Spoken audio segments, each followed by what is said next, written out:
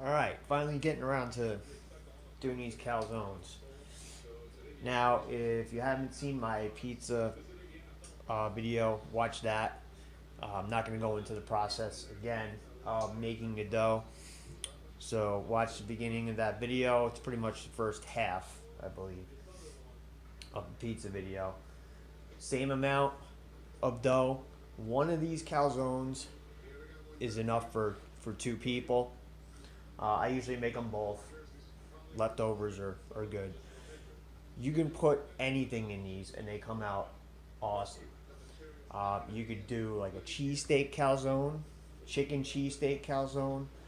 My favorite one is I make it with turkey and chicken chili, red chili.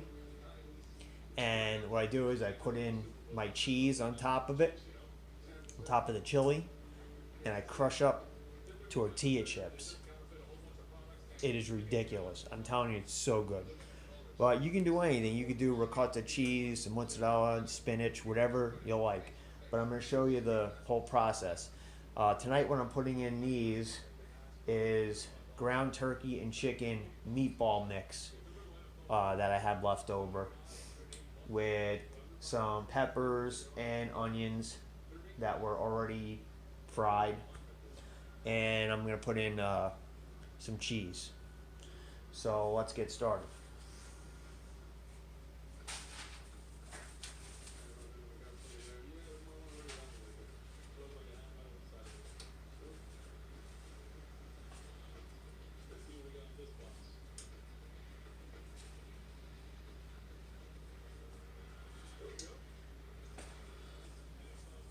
So you're going to take your ball, dough ball,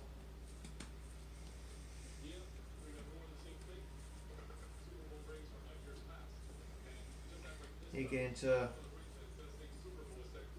pretty decent, nice even ball, best you can. You're going to need parchment paper. I just use the pizza pan because it's kind of easier to clean up afterwards and kind of helps give you an idea of size and shape. You're not going to roll these out real thin like the pizza. It's not going to be quite as big the circle, so it's a lot easier actually. But you're going to need your parchment paper, and what I do is I put one onto a whole square of parchment paper. I make the second one, and what I do is I fit both calzones. It's like a crescent shape, so they're gonna be like, picture them both here, and they're both gonna go on the pizza stone, straight side in. So what I do is I lay one out on the parchment paper, and then I kind of cut that extra parchment paper off, and I'll show you. It's a little bit tricky. You also want to make sure you make some holes in these, but you seal the edge well. I had one pop in the oven, and it really sucked. So you don't want that to happen.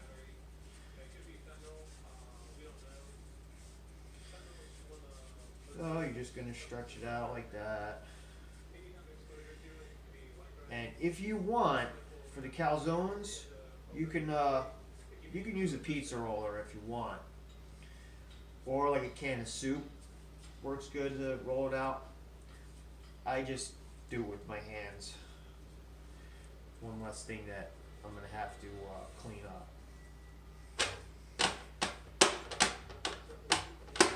Alright, so there's my shape basically, and then I'm gonna take parchment paper. You really need this parchment paper. You'll see why. It makes folding it, once you have all your stuffing inside of it, it makes folding it a lot easier.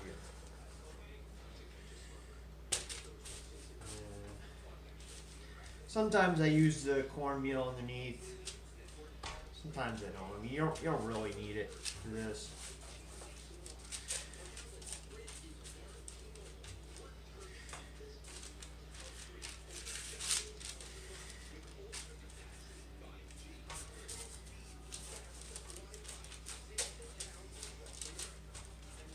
don't have to make it this big either. As big as I'm doing. You could even leave it like that. It'll be a smaller calzone with like a thicker, puffier crust, which is okay.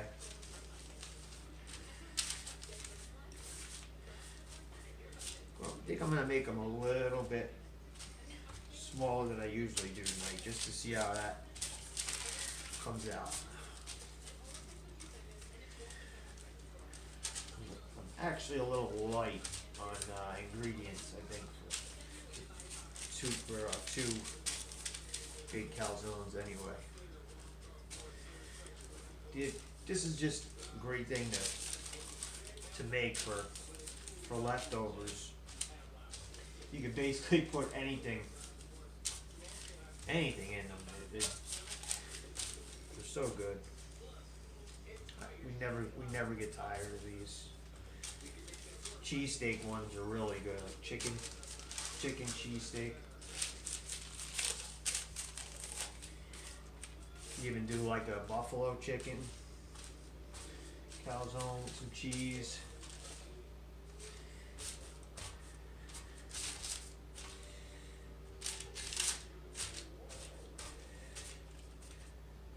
Alright, that's a little smaller than how I usually make them.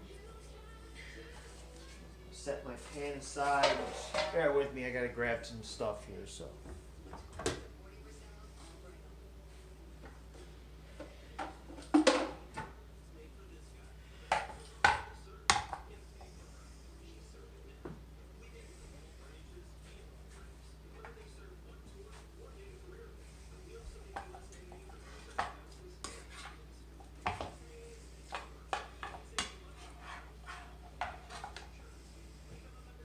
So, start piling up in the center.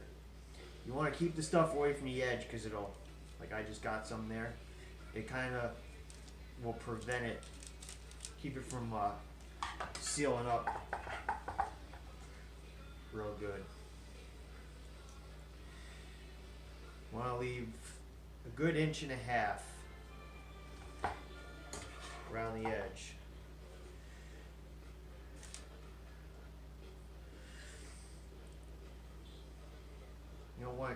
You don't want to stack it up too high and fill it too much. I'm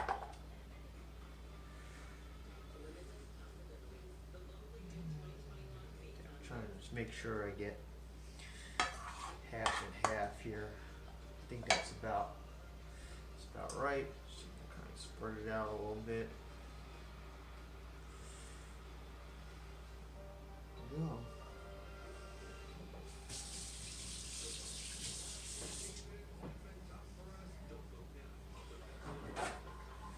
What you're gonna do is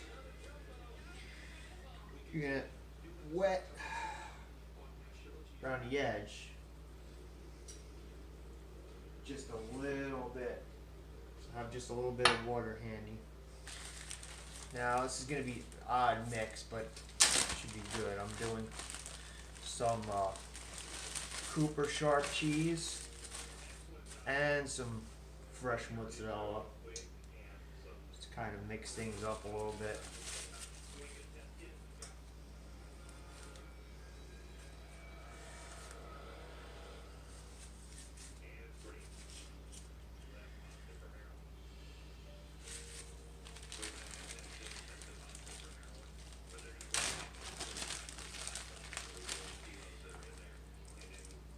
Don't forget to hit the like button, subscribe, and check off those notifications. I mean, unless you think my videos suck, then don't hit the like button and subscribe. But you know, I'm hoping people are actually using these videos and making these recipes. And I try and make it so you really don't have to be an expert in the kitchen to be able to make these things. So I'm trying to show you step by step. Sometimes you read a recipe and So mix all this stuff together, and a lot of people find it a challenge to make dough. Alright, so that's it. So then what you're going to do is dab a little bit of water on this parchment paper. It's a great trick. It's the easiest way to fold these things. Alright, so what you're going to do, you're going to kind of hold the parchment paper and the dough. And you're going to flip it just like that. It's not going to line up right away. That's okay. So what you're going to do is you're going to take it and just start off, do like a press and seal. Get both edges lined up right. And go over the whole thing. You don't want to flatten it too much. What you're gonna do is you're gonna roll it up the lip, just like this. Just be careful. You don't want to break it open.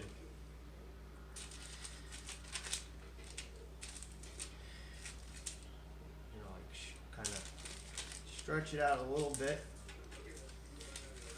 Just roll it up. Kind of tuck that corner back in, because that seems to be a spot that will open up on you.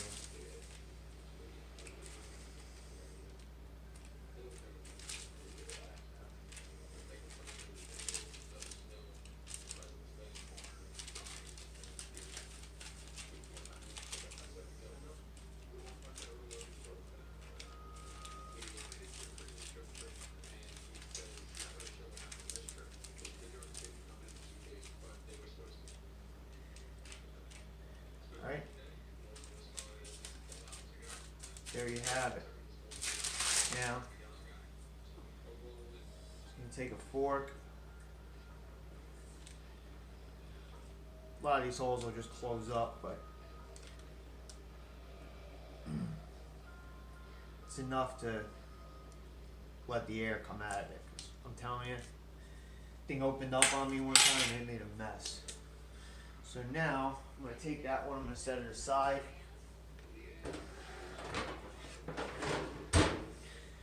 I'm going to cut the video, and I'm going to show you how I get them both on one sheet so you'll see.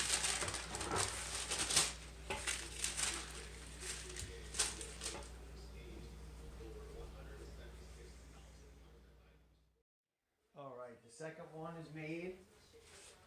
So, I'm going to show you what it's going to do here.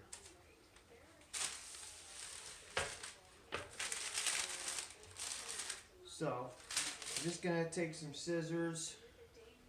Make sure you can see this here.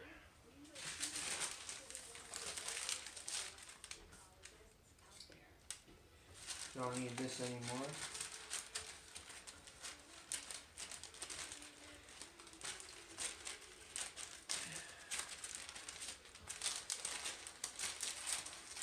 Get rid of that.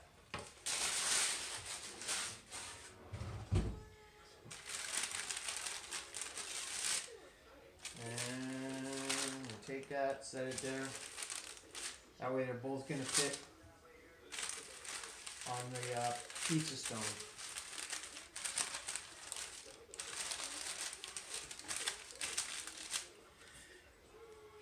That's it. Enjoy. Oh.